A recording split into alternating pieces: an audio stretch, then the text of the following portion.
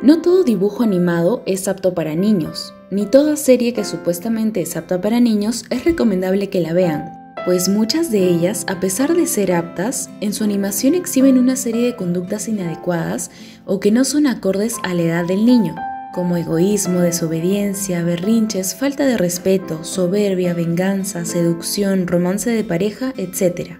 Lamentablemente, las personas responsables que deciden respecto a si un contenido es apto o no es apto para el público infantil, no lo hacen pensando en el bienestar del niño, sino en la mayoría de ocasiones lo hacen pensando en el interés económico o mercantilista de por medio.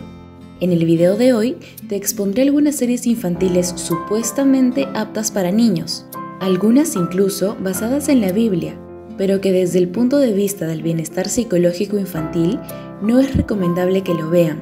Algunas ni siquiera se recomiendan pese a que haya supervisión y guía de un adulto. Buen día con todos, soy Jimena Dávila, miembro de la familia de Instituto para Padres. Debido a que nuestro director sigue en recuperación, nuevamente le estoy prestando mi voz. No obstante, les hago llegar sus saludos y su agradecimiento por su sintonía. Comencemos. El Reino Infantil. El Reino Infantil es un canal de YouTube muy grande, con aproximadamente 42 millones y medio de seguidores, que definitivamente son niños. El contenido de sus videos entre canciones y series animadas abarca a un rango de edad que comprende desde el año y medio hasta los 5 o 6 años aproximadamente. Entre sus series están los episodios de Pini. En esta serie se muestran conductas que no son acordes al público infantil, pues muestran conductas adolescentes donde hay burla, menosprecio, trato despectivo, humillación, romance, vestimenta no acorde a la infancia, etc. En cuanto a las canciones, la gran mayoría giran en torno a personajes muy populares entre los niños, como La Granja de Zenón, que van dirigidas principalmente a un niño de 1 año y medio a 3 años de edad. En estas canciones se alternan entre contenido neutro que distrae pero no enseña, y contenido que genera malos aprendizajes como impaciencia, impulsividad, glotonería, formas inadecuadas de relacionarse, travesuras, etc. Tomando en cuenta que estas canciones van dirigidas a un niño de entre 1 año y medio y 3 años de edad aproximadamente, no es recomendable que la vean, ni siquiera con supervisión y guía de los padres. Podrían pensar que es una exageración, pero ahorita les sustento el porqué.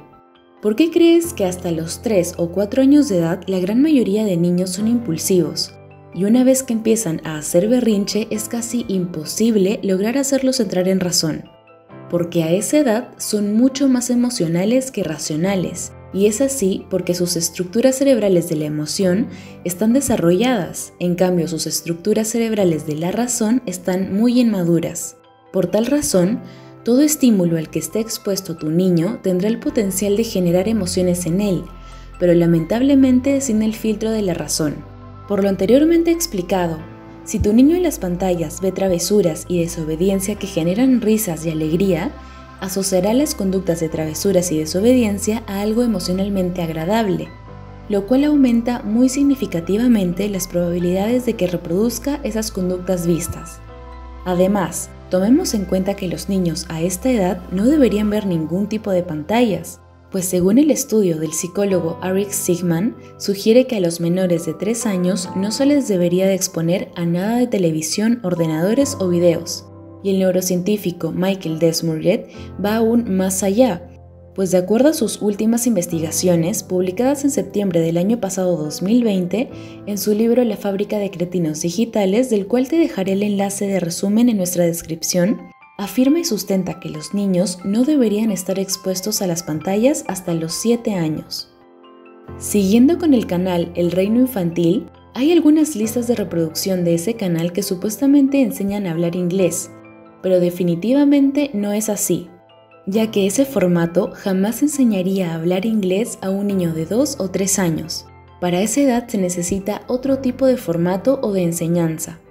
Por estas razones, desde el punto de vista del bienestar psicológico infantil, no es conveniente que tus niños vean el contenido del canal El Reino Infantil. Sin embargo, si deseas distraerlo con canciones, podrías dejarle escucharlas, pero teniendo cuidado que no vea las imágenes que ahí transmiten.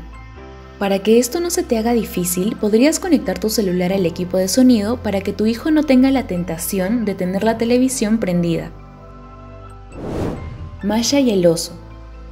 Masha y el oso es una serie de televisión infantil rusa y trata sobre las aventuras de Masha, una niña que es cuidada por un oso. Masha vive en el bosque con sus mascotas, un perro, una cabra y un cerdo. Ella obliga a los animales del bosque a que jueguen con ella, por lo que ellos le temen. Masha una mañana mira a una mariposa y la sigue. Cuando viene a darse cuenta, entra a la casa de un oso que había salido a pescar. Mientras juega ahí, Masha termina haciendo un gran desorden en toda la casa. El oso regresa a su hogar después de sus vacaciones de verano y ve todo el desastre causado por Masha. El oso intenta deshacerse de ella sin éxito y al final se vuelven grandes amigos.